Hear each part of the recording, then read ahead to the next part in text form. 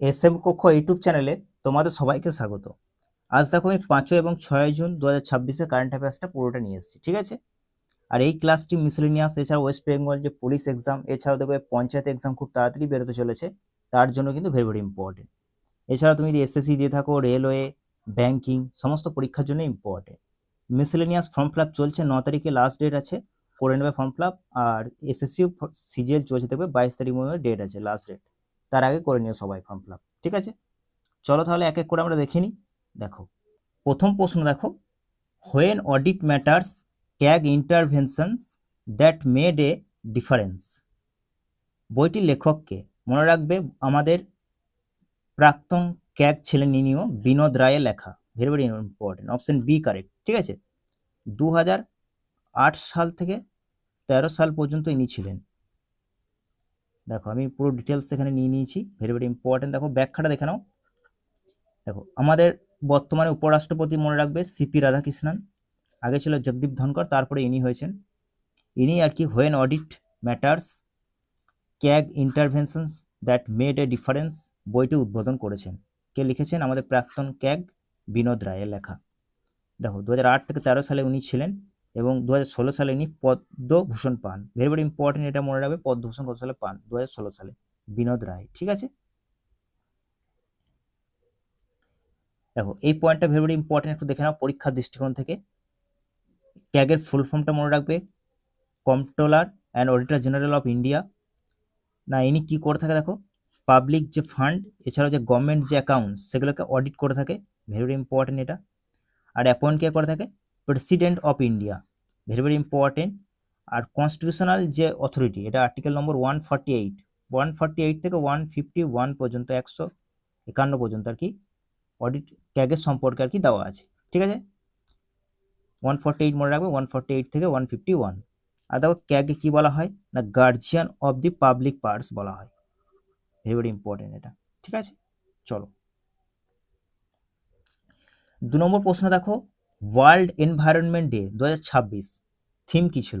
তোমরা সবাই জানো 5ই জুন, তাই তো? এটা আমি লিখি নাই, এটা ব্যাখ্যার মধ্যে আছে, 5ই জুন। থিমটা ভেরি ভেরি ইম্পর্টেন্ট, কারণ তোমরা জানো রিসেন্ট এসএসসি বা রেলওয়ে সমস্ত পরীক্ষাতে থিম জিজ্ঞেস করছে, তাহলে মনে রাখবে। দেখো option C correct, inspired by nature for climate for our future, ঠিক আছে? Very very important. চলো, প্রতি বছর 5ই জুন আমরা ওয়ার্ল্ড এনভায়রনমেন্ট ডে পালিত করে থাকি।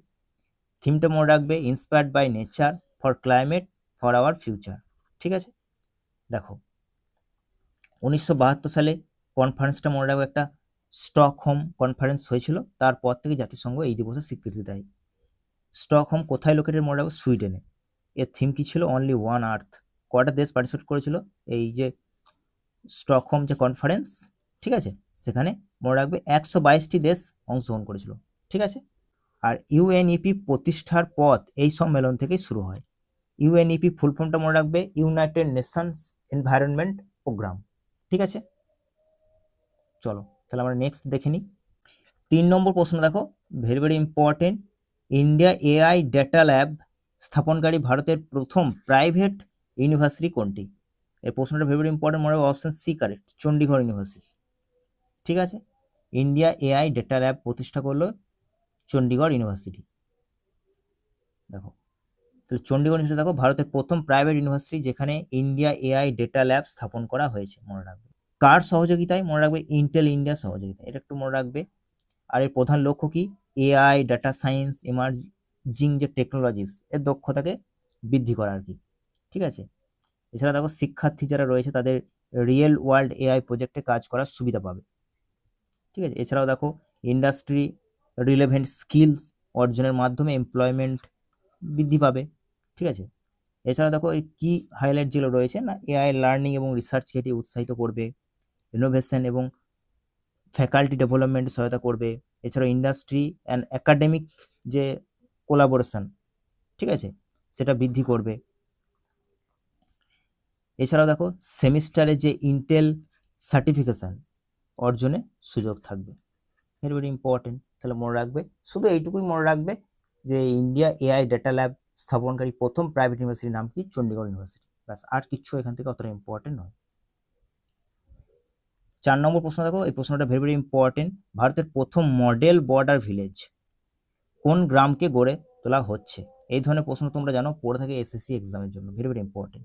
মনে রাখবে চুমুর ভিলেজ, ভারতের প্রথম মডেল বর্ডার ভিলেজ কোন গ্রামকে গড়ে তোলা হচ্ছে? গ্রামের নামটা মনে রাখবে চুমুর। দেখো কোথায় লোকেটেড? লাদাখে চুমুর গ্রামকে ভারতের প্রথম মডেল বর্ডার ভিলেজ হিসেবে গড়ে তোলা হচ্ছে। কোথায় লোকেটেড মনে রাখবে? এটা ইন্ডিয়া এবং চায়না যে এলএসি বর্ডার সেখানে। ঠিক আছে। গ্রামটি সমুদ্রপৃষ্ঠ কত উচ্চতায় অবস্থিত মনে রাখবে? 16,700 ফুট। বুঝতেই পারছো কতটা উঁচুতে অবস্থিত। এই গ্রামে দেখো 24টি পরিবার এবং প্রায় 91 জন মানুষ এখানে বসবাস করে এবং অধিকাংশ মানুষ এখানে কি উৎপাদনের সঙ্গে যুক্ত মনে রাখবে? পশমিনা যে উল রয়েছে সেটার সঙ্গে যুক্ত আর কি, উৎপাদনের সঙ্গে। এই প্রকল্পের বৈশিষ্ট্য কি, মানে এই মডেল বর্ডার ভিলেজ হিসেবে গড়ে তোলা কেন হচ্ছে যদি বলে, তাহলে দেখো না, একটা প্যাসিভ সোলার হাউস নির্মাণ করা হবে এখানে, water supply, sanitation and renewable energy উন্নত করা হবে, তারপর ডিজিটাল কানেক্টিভিটিকে বৃদ্ধি করা হবে, স্কুল, পিএইচসি, এছাড়া কমিউনিটি হল এবং কমিউনিটি ক্যাফে নির্মাণ করা হবে, এছাড়া ট্যুরিজম এবং গ্রিন হাউস যে কাল্টিভেশন, ঠিক আছে, সেটাকে উৎসাহিত করা হবে। Very very important. তার মনে রাখবে এখানকার মানুষ কিসের সঙ্গে যুক্ত? পশমিনা উল উৎপাদনের সঙ্গে যুক্ত। এই পয়েন্টটা একটু ইম্পর্টেন্ট।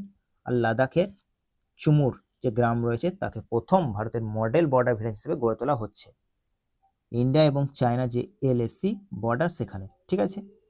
আর দেখো এক্সট্রা পয়েন্ট নিয়ে নিয়েছি আমি, তোমরা জানো যে তোমরা বর্ডারের যে সমস্ত গ্রাম সেগুলোকে উন্নত করার জন্যই এই প্রোগ্রামটা এসেছিল, vibrant village programme. Very very important. অবজেক্টিভগুলো কি দেখে নাও।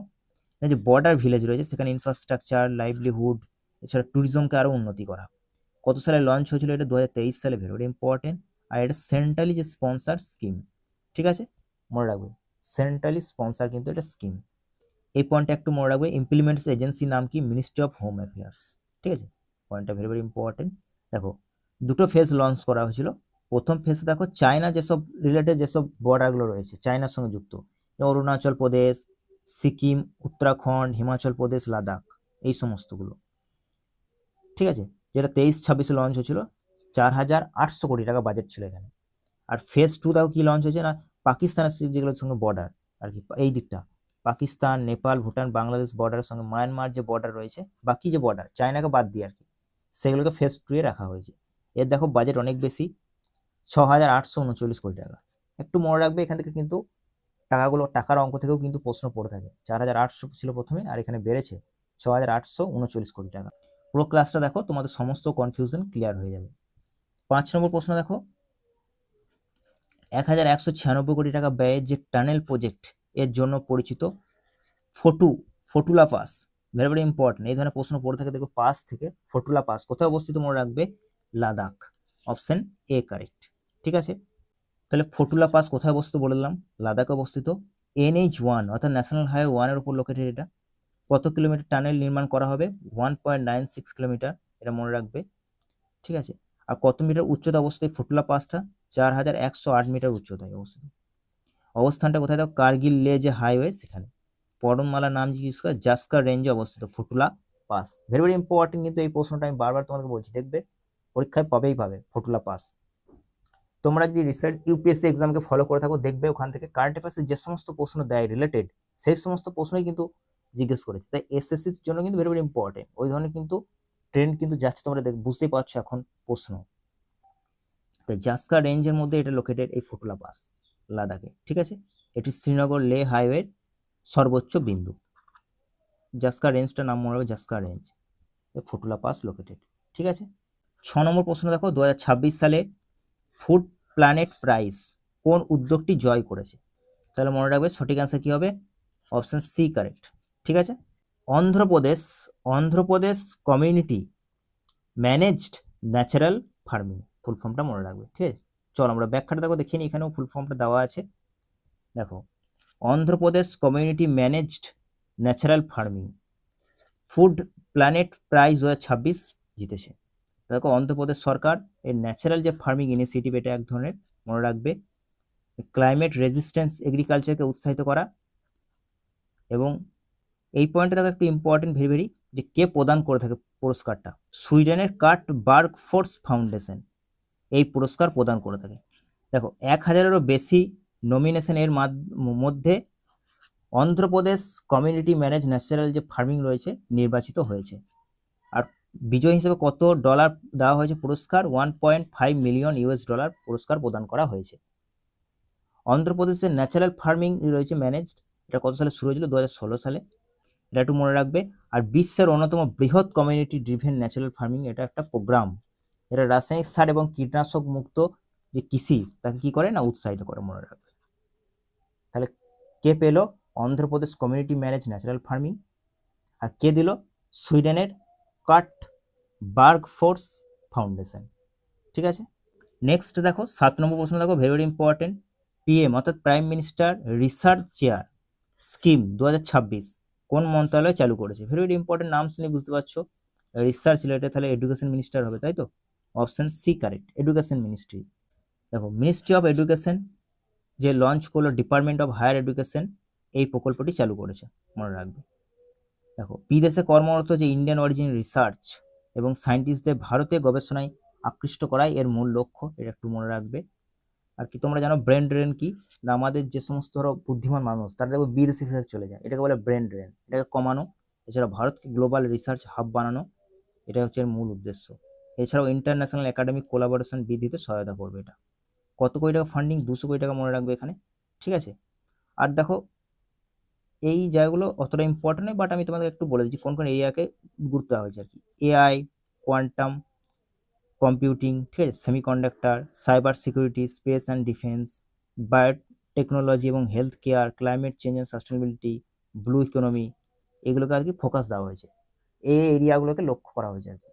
ঠিক আছে, নেক্সট প্রশ্ন দেখো, ভেরি ভেরি ইম্পর্টেন্ট, 8 নম্বর। সিবিএসসির নতুন চেয়ারম্যান হিসেবে কাকে নিয়োগ করা হয়েছে? মনে রাখবে লোকখান্ডে প্রশান্ত সীতারাম, ভেরি ভেরি ইম্পর্টেন্ট। লোকখান্ডে প্রশান্ত সীতারামকে সিবিএসসির নতুন চেয়ারপারসন হিসেবে নিয়োগ করা হয়েছে। তিনি দেখো হোম মিনিস্ট্রিতে আগে কি ছিলেন? অ্যাডিশনাল সেক্রেটারি ছিলেন, এবং রাহুল যে সিনহা ওনার জায়গায় নিয়ে এসেছেন। ঠিক আছে, আর রাহুল সিনহা কোথায় স্থানান্তর করা হয়েছে? Department of agriculture and farmers যে ওয়েলফেয়ার, সেখানে স্থানান্তর করা হয়েছে, এটা মনে রাখবে। আর সিবিএসসি সম্পর্কে একটু জেনে নাও, প্রতিষ্ঠিত 1929 সালে হয়েছে, সদর দপ্তর নিউ দিল্লিতে, আর মিনিস্ট্রি অফ এডুকেশনের আন্ডারে এটি কাজ করে থাকে, তোমরা জানো সিবিএসসি। দেখো নেক্সট প্রশ্ন দেখো, very very very very important, এটা ইকোনমিক্সের দৃষ্টিকোণ থেকে। ভারত সরকার ডাব্লিউপিআই অর্থাৎ হোলসেল প্রাইস ইন্ডেক্স, তার পরিবর্তে নতুন একটা ইন্ডেক্স চালু করতে চলেছে, কি নাম? Option C correct, producer price index, option C correct. ঠিক আছে, দেখো ভারত সরকার ধীরে ধীরে ডাব্লিউপিআই থেকে পিপিআই এ যাচ্ছে। দেখো ডাব্লিউপিআই অর্থাৎ হোলসেল যে প্রাইস ইন্ডেক্স, এর 2000 আগে ছিল 11-12তে আমাদের বেস ইয়ার ছিল, কিন্তু সেটা চেঞ্জ হয়েছে 22-23, এটা ভেরি ভেরি ইম্পর্টেন্ট, একটু মনে রাখবে এটা। দেখো এই পয়েন্টটা একটু দেখে নাও, যে নতুন পিপিআই সিরিজ রয়েছে এখানে, দেখো এগুলো একটু মনে রাখবে। Output producer price index, input producer price index, service producer price index. ঠিক আছে, এগুলো নতুন পিপিআই সিরিজের মধ্যে অন্তর্ভুক্ত, এই তিনটে টার্ম একটু মনে রাখবে। পিপিআই সুবিধা কি? দেখো গুড অ্যান্ড সার্ভিসকে উভয়কেই অন্তর্ভুক্ত করে, গুডস অ্যান্ড সার্ভিস উভয়কে অন্তর্ভুক্ত করবে এটা, এবং ইনফ্লেশন এর আরও সঠিক চিত্র দেয় এবং আন্তর্জাতিক মানের সঙ্গে সামঞ্জস্যপূর্ণ। তাই ভারত কি করছে? ডাব্লিউপিআই পরিবর্তে পিপিআই আনছে। ঠিক আছে, অর্থাৎ প্রডিউসার প্রাইস ইন্ডেক্স, মনে রাখবে। 10 নম্বর প্রশ্ন দেখো, ভেরি ভেরি ইম্পর্টেন্ট, আসামের বিখ্যাত মুগা সিল্ক এ উন্নত করার জন্য কোন মিশন চালু করা হয়েছে, বা মিশনের নাম কি? মনে রাখবে। তাহলে অপশন সি কারেক্ট, মিশন স্নেহ জড়ি। ঠিক আছে, ভেরি ভেরি ইম্পর্টেন্ট, মিশন স্নেহ জড়ি। দেখো ইউনিয়ন মিনিস্টার জ্যোতি আদিত্য রয়েছে, ইনি অসমের দেখো মিশন স্নেহজড়ি চালু করেছেন। এর মূল লক্ষ্য কি? যে মুগা সিল্ক আন্তর্জাতিক মানের লাক্সারি টেক্সটাইল যে ইকোসিস্টেম হিসাবে গড়ে তোলা, এটা ভেরি ভেরি ইম্পর্টেন্ট। অর্থাৎ আসামের যে মুগা সিল্ক তাকে উন্নতি করা আরও। ঠিক আছে, ইউনিয়ন মিনিস্টারের নাম মনে রাখবে, অতটা ইম্পর্টেন্ট নয় বাট মনে রাখবে আর কি, সিন্ধিয়া। ঠিক আছে, জ্যোতি আদিত্যা এম সিন্ধিয়া অসমে লঞ্চ করলো।